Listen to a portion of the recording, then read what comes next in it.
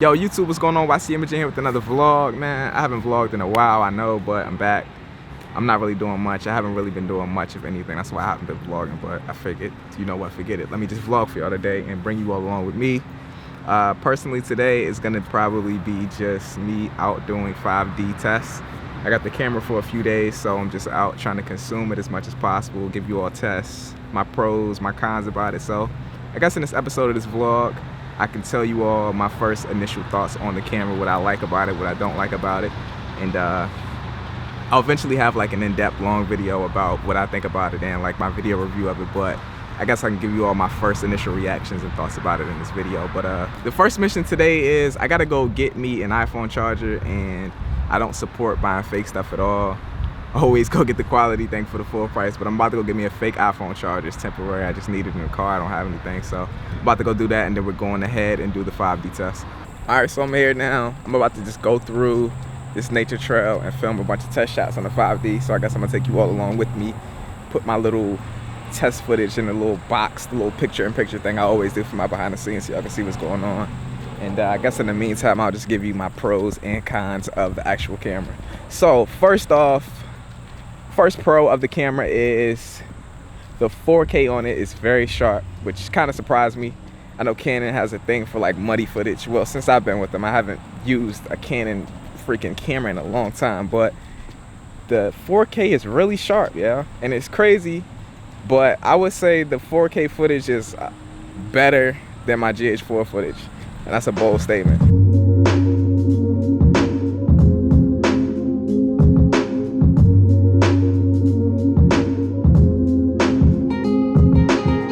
Yo, so I'm using the Sigma 18-35 f1.8, which is technically an APS-C crop sensor lens, but because the 5D has a 1.7 times crop factor on the 4K, it works perfectly. I just had this epiphany when I got it. I was like, yo, maybe this will work, and it works perfectly. So that's what I'm using. I was planning on using the 50mm, the 1.4, but this is just so versatile, man. I can get those wide shots with the bokeh, so that's what I'm running with right now.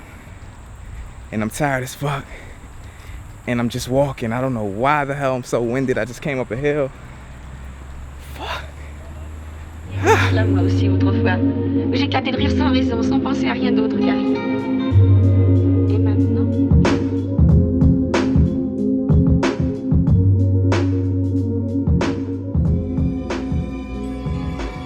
What I would not have done.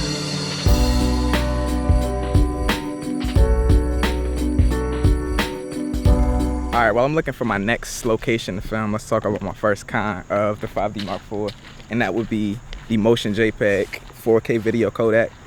If you don't know what that is or have never heard of that, it's basically what Canon uses to film the 4K on this camera.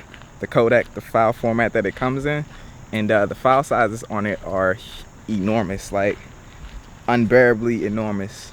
Like putting a fresh 64 gig memory card into this camera and shooting 4K, you'd only have like 17 minutes of footage, and that's absurd. That's kind of crazy for me. Like, that's kind of a no-go. Like, for me to even feel comfortable shooting a music video on this camera, I would probably need like a 256 gigabyte memory card. Like, that's crazy. Like, I don't know, man. I think Canon needs to kind of sort of figure that out. I mean, I'm not hating on the quality of it. The quality is amazing. Like, as I said at first, this is probably my favorite camera that I've ever used. And that's kind of a bold statement. I don't use many cameras, but this is probably the best camera, video quality wise, that I've ever used, and that's kind of nuts. Yo, before I go any further into this video talking about the pros and cons of this camera, what I like about this camera, what I don't like about this camera, I want to give a full disclaimer to anyone watching this video.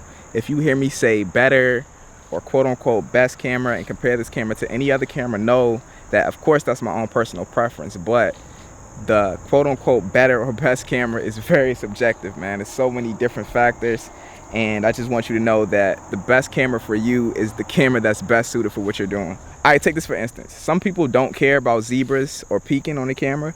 Some people don't care about flat picture profile. Some people don't care about low light capability. Some people care about dynamic range. Like, the quote-unquote better or best camera is very subjective. And if you hear me compare this camera to any other camera or say this is better than another camera, know that I mean that from my standpoint and what I do and what I need in the camera. Your quote unquote better or best camera will be the camera that's best suited for you. The quote-unquote best camera for you is something that does what you need it to do. I just wanted to put that out there because I think people don't really think about it that way. It's no real clear-cut better camera. The camera that's best geared towards you or best geared to what you need to do is the quote-unquote best or better camera.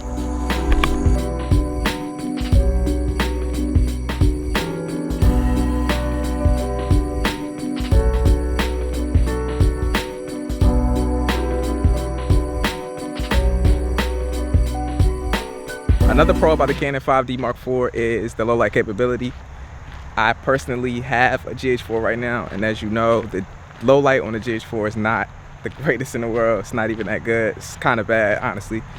But I just filmed a low light test yesterday on this, and the footage was amazing. If you haven't seen it, I'll put up the info card right now. Just click it when it comes up, or you could just hit the channel. But the low light capability on this camera is amazing. Canon has not been the best in the past with low light, but yo, this one right here, they did it on this one right here, man. This 5D Mark IV and also the 1DX Mark II, I've had the opportunity to shoot with that a few times as well.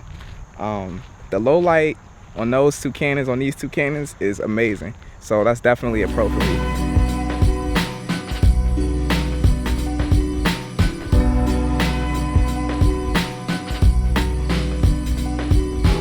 My next pro, and actually a con, is the screen on the 5D Mark IV.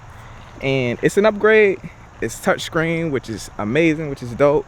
I like touchscreen, but it doesn't swivel, man. Like just now I wanted to get like a cool down low shot, but I had to get down level with it and lay down on the ground to get it because I couldn't see what was going on. And I do have a nice monitor, but sometimes you just want to travel light, man, and do handheld stuff like what I'm doing right now.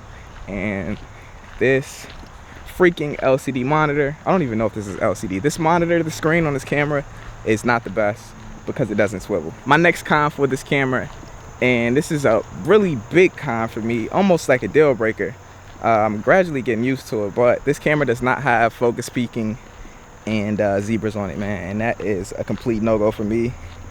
I remember when I used to film and I didn't have that and it didn't feel like I needed it, but once I had it and I've been using it, like, yo, focus peaking and zebras is like necessary, man. If you don't know what that is, peaking, it basically highlights on your screen what's in focus, and zebras let you know what is overexposed in your shot. So focus peaking and zebras are not on this camera. They may enable it later in like a Magic Lantern update or something like that, but right now, man, doesn't have it. Like I said, I'm kind of getting used to it. I'm like one of those people who uses peaking but only as a reference. Like, I won't completely trust peaking at all. I'll always do that little zoom, that little digital zoom, and focus on what I want to focus on and then start shooting. So that's what I've been doing on this, and it kind of like is making me realize that I don't really need peaking. But I don't know, man, just having it is always a plus, man. Having it is definitely better than not having it. Another con with this camera, and it's not currently giving me a problem, but no matter how you put it, man, it's a con. It's a full frame camera. It should have the full sensor, is the crop on the 4K footage. Like I said, it's not giving me any problem because I just so happen to have an 18-35 that is a APS-C lens, so it's working out perfect for me. But I mean, regardless, man, if you're purchasing a full frame camera, you want the full frame, you want that extra bokeh, and I'm just gonna have to place that in the con category, man. Another pro about the camera is it has autofocus in video, which is always a plus. I haven't personally used it that much. I didn't use it in any of my tests, like the one I did just now in the low light, but like I tested it out in the crib, just talking to the camera, you know what I'm saying? And it seems very reliable, it's very fast. I would trust it if I was like vlogging or something on it.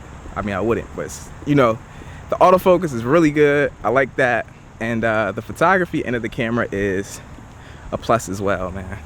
Like, I don't know how y'all feel about taking pictures on a mirrorless camera, but I just don't personally like the experience that much, man. Like, something about a DSLR is just always gonna be better for me on photos. Currently, I have nothing else bad to say about the camera, no other cons. Like, everything else about the camera is flawless. The photography, the video quality, sharpness, you know what I'm saying? All that stuff is what I was worried about. I was personally worried about the video quality and the sharpness of it because in the past, that's something that Canon has struggled with.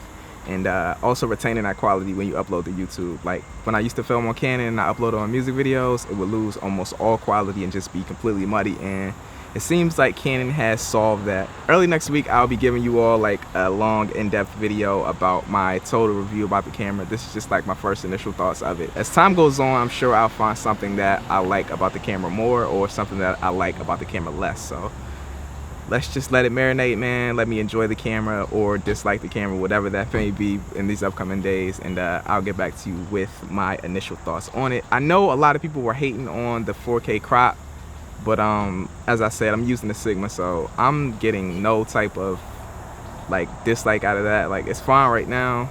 If I was to pick up this camera, I would personally use the Sigma 18-35. It's perfect for this camera. It's amazing. It looks better than my GH4 in my opinion. And that's a bold statement, man. Definitely in low light, and just the footage that I shot just now, I'm feeling very confident in it, and it's just becoming a comfortable camera for me right now. No current thoughts on picking it up or picking up another camera. I'm just marinating, testing it out, seeing what I like about it, what I don't like about it. I'm almost certain that I'm not going to be doing anything else for the rest of the day. I have some edits that I have to wrap up and send out to clients, as well as some designs, so I'm probably just going to chill in the crib and work. With that being said, I think I'm going to close out this vlog slash initial thoughts review slash pep talk, blase blah, whatever you want to call it. I know a lot of y'all want the vlogs back, and they are coming. Tomorrow I'm shooting a music video, so behind the scenes will probably come with a vlog wrapped into that. So they're coming, man. I'm just working. I don't want to bring you all boring things. I don't want to record myself at the computer all day, so the vlogs are coming, man. I hope you all enjoyed this. If you liked it, make sure to like it, comment, and also subscribe. And I'm gonna check you out on my next vlog tomorrow. Peace.